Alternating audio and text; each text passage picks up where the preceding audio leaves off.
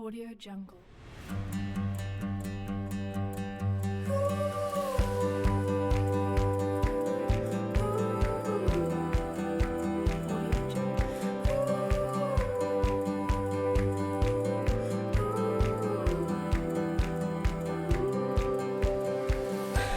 Baiklah, selamat pagi anak-anak. Berjumpa kembali dengan saya, Bapak Martin, yang akan mengajarkan tentang kimia pada pagi hari. Hari ini kita akan membahas tentang polimer kembali. Yang kemarin kita telah membahas tentang polimer alami, mulai itu dari proses polarisasi maupun proses adisi. Nah, pada hari ini kita akan membahas tentang jenis polimer yang baru, yaitu tentang polimer alami. Polimer alami itu bisa berupa karbohidrat, bisa berupa protein, ataupun lemak. Nah, pada hari ini kita akan fokus untuk membahas tentang karbohidrat pastinya. Karbohidrat itu apa aja? Ya bisa jadi yaitu nasi, ubi, roti, ya kan? Nah, di sini sudah saya buat strukturnya dari siapa ini. Nanti kita bahas di selanjutnya. Baiklah, mari kita mulai dari awal.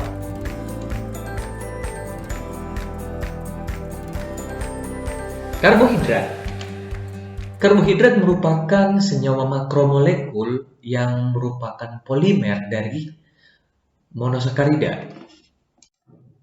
Biasanya karbohidrat itu terdiri hanya dari atom C, atom H, dan atom O. Memiliki rumus CnH2O N kali. Ya kan? Karbohidrat disebut juga sebagai hidrat arang ataupun zat gula. Nah, biasanya karbohidrat ini sendiri digunakan untuk sebagai sumber energi bagi manusia. Nah, jadi istilahnya kamu makan setiap hari itu paling penting adalah karbohidrat. Jika tidak makan karbohidrat, maka sumber energi dalam tubuh akan berkurang. Sedangkan sumber energinya itu atau karbohidrat sendiri itu tidak hanya dari nasi. Nah, Indonesia lah adalah salah satu kumpulan orang yang menggunakan nasi sebagai bahan makan pokok mereka. Nah, kalau di luar negeri bisa saja roti, bisa saja gandum, dan lain-lain. Yang penting seluruh manusia di muka bumi ini pasti akan membutuhkan namanya karbohidrat sebagai sumber energi. Nah, klasifikasinya sendiri itu ada yang paling kecil dan yang terbesar. Nah, jadi karbohidrat sendiri itu disebut sebagai sakarin, ya kan, gula. Nah, jadi makanya nanti bisa menyebabkan yang namanya penyakit diabetes. Orang penyakit diabetes biasanya tidak boleh terlalu makan banyak yang namanya nasi. Kenapa? Kandungan karbohidratnya tinggi. Nah, istilahnya monosakarida. Berarti monosakarida berasal dari kata mono, berarti dia adalah partikel terkecil. Mono dari kata satu. Berarti hanya ada satu molekul kecilnya saja, monosakarida. Nah, jika ada satu monosakarida bergabung dengan monosakarida yang lain, menjadi dua monosakarida yang menjadi satu, itu disebut namanya disakarida. Sedangkan jika ada banyak, lebih dari 2, 3 atau lebih monosakarida yang bersatu menjadi satu, itulah yang disebut namanya polisakarida. Nah, sedangkan untuk berdasarkan gugus aktifnya, nanti ini berkaitan tentang yang namanya isomer optisnya, ya kan? Atau berkaitan tentang optis aktifnya. Atau dia memiliki yang namanya cekiral, nanti kan kita bahas selanjutnya. Itu ada yang namanya gula aldosa, yaitu karbohidrat yang memiliki gugus aldehid di dalamnya. Dan juga gula ketosa adalah karbohidrat yang mempunyai gugus keton di dalamnya. Nah, nanti kita bahas sedikit itu, ya kan? Jadi harus paham apa itu aldosa, apa itu ketosa. Nah, gula monosakarida. Monosakarida itu merupakan karbohidrat yang paling sederhana. Pada umumnya memiliki rumus CnH2nON. Ya kan? Monosakarida yang terdiri dari 3 atom C disebut triosa. Kalau 4 C-nya disebut tetrosa, kalau 5 atom C-nya disebut pentosa, dan 6 C-nya disebut heksosa. Nah, tetapi yang paling sering kita kenal, karena karbohidrat dengan gugus aldehid 6 atom, disebut sebagai aldoheksosa, dan karbohidrat dengan gugus ketonnya disebut sebagai ketoheksosa. Triosa dan gliserida, contoh tetrosa adalah dextrotetrosa dan dextroeritrosa.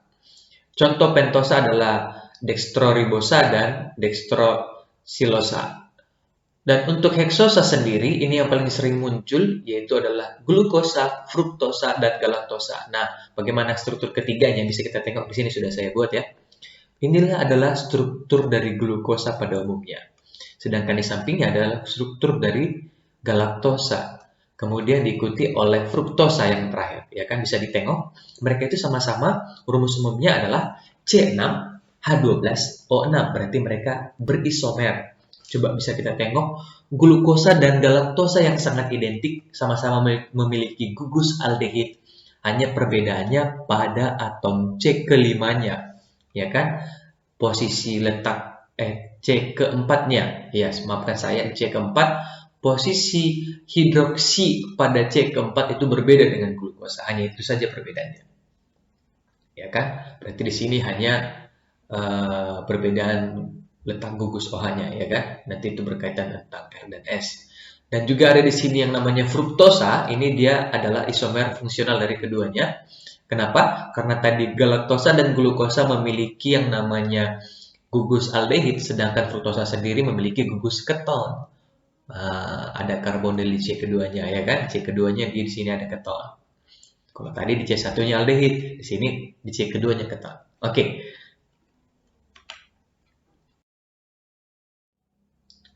Disakarida itu adalah jika dia memiliki dua monomer yang bersatu menjadi satu. Dua monomer, ya kan?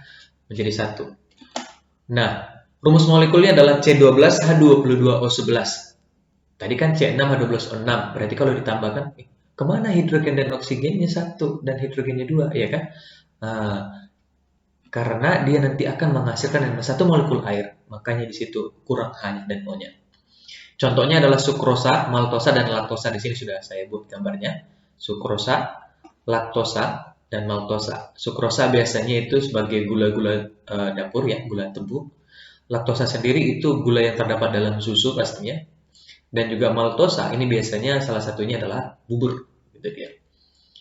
Nah, jika kita hidrolisis, maka sukrosa itu akan menghasilkan glukosa dan fruktosa. Maltosa sendiri menghasilkan glukosa dan glukosa, ya kan? Laktosa sendiri akan menghasilkan glukosa dan galaktosa. Nah, jadi kamu harus paham yang sebelah ini, reaksi hidrolisisnya ini.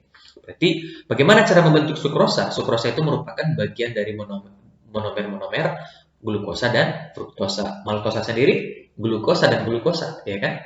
Laktosa itu dia glukosa dan galaktosa.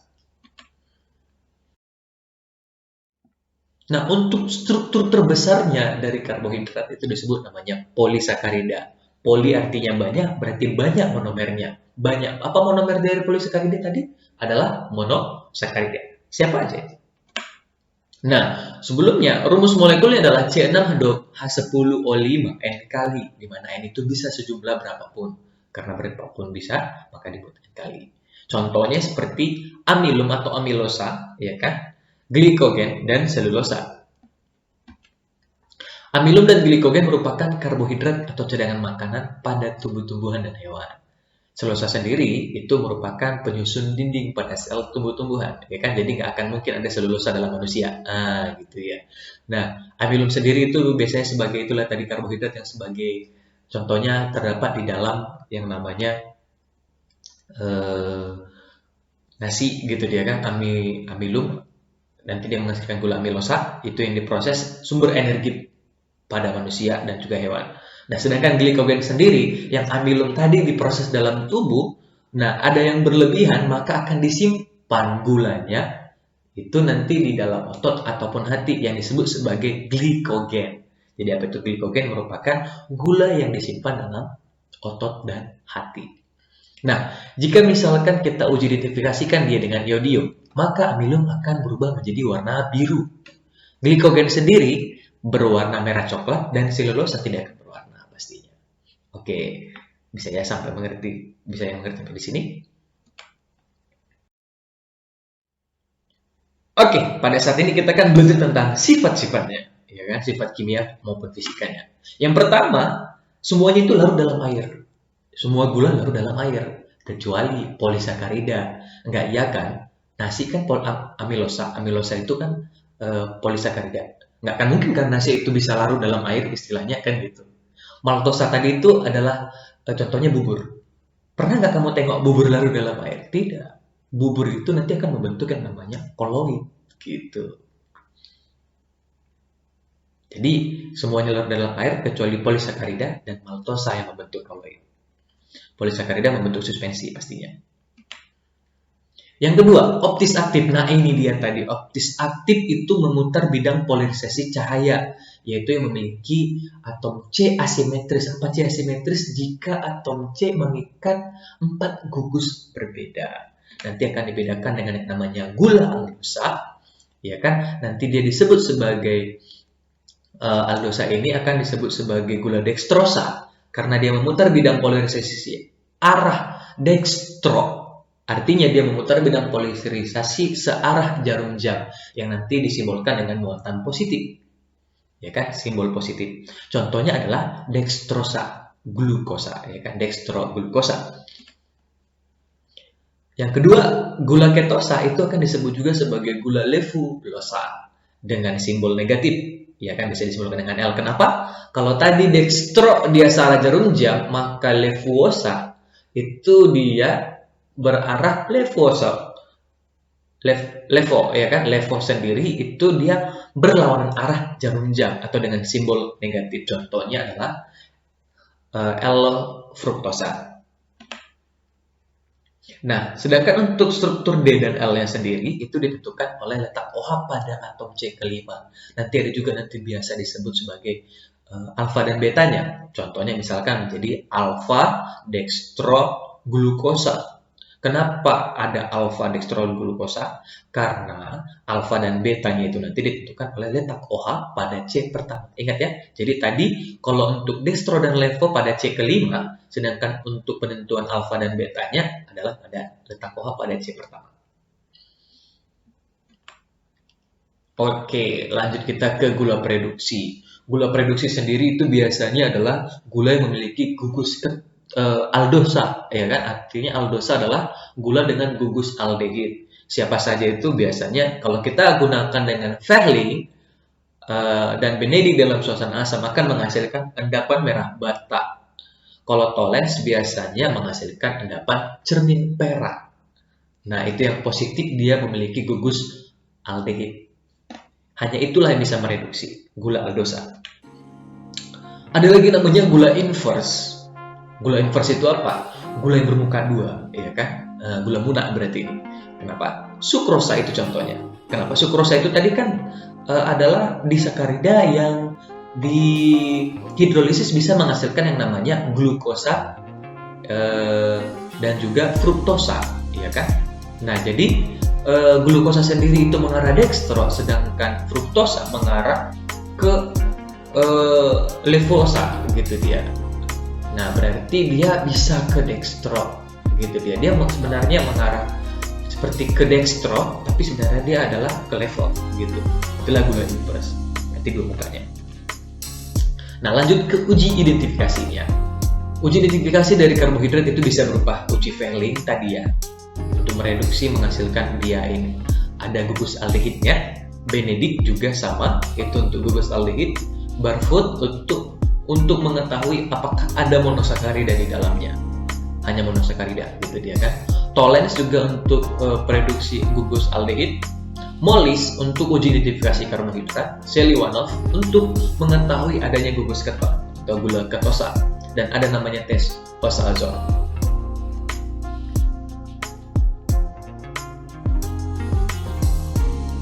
Baiklah, demikian dulu video kita pada pagi hari ini. Terima kasih telah menonton dari awal sampai akhir.